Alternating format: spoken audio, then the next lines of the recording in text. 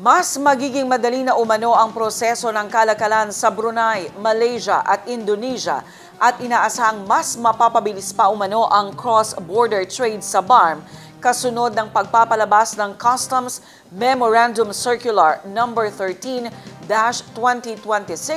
ng Bureau of Customs na kumikilala sa operational guidelines ng MTIT BARM para sa kalakalan sa mga karatig bansang miyembro ng Brunei, Indonesia, Malaysia, Philippines, East Asian Growth Area or BIMP-IAGA. Ang News Now mula kay Naphtali Velarde.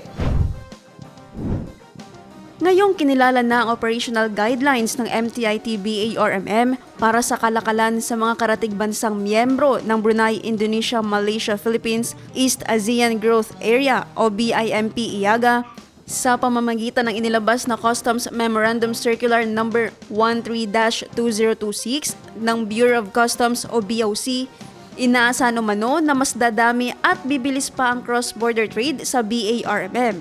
Sa ibinahaging impormasyon ng Office of the Chief Minister, Strategic Communications, sinabi ni MTIT Minister Farserina Muhammad Isnahi na ang bagong sirkular ay magbibigay daan upang ang mga dating informal traders ay makapagparehistro ng legal sa pamamagitan ng MTIT sa halip na dumaan pa sa mahabang proseso sa labas ng BARM.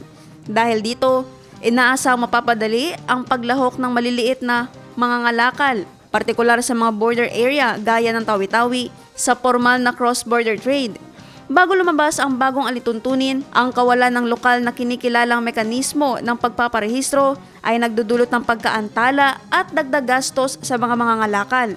Halimbawa umano, ang mga trader mula sa Tawi-Tawi ay kinakailangang bumiyahe pa patungong Zamboanga City, kung saan matatagpuan ang mga national government agencies tulad ng Bureau of Quarantine upang makompleto ang kinakailangan dokumento.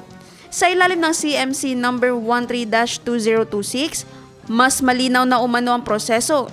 Mas mabilis ang pagproseso ng dokumento sa pamamagitan ng MTIT BARM at mas matiyak ang legal na katayuan ng mga kalahok sa kalakalan, na inaasang magpapadali sa operasyon at maghihikayat ng mas aktibong cross-border trade.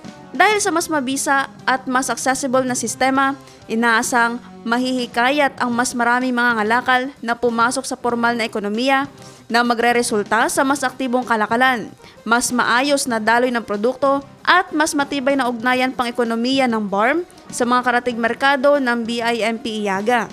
Ayon sa impormasyon, itinuturing ng MTIT na ang hakbang na ito ay mahalagang pundasyon sa pagpapalakas ng lokal na kabuhayan at sa pagpoposisyon ng BARM bilang isang lumalakas na sentro ng cross-border trade sa Southeast Asia. Naphtali Velarde, iMinds, Philippines.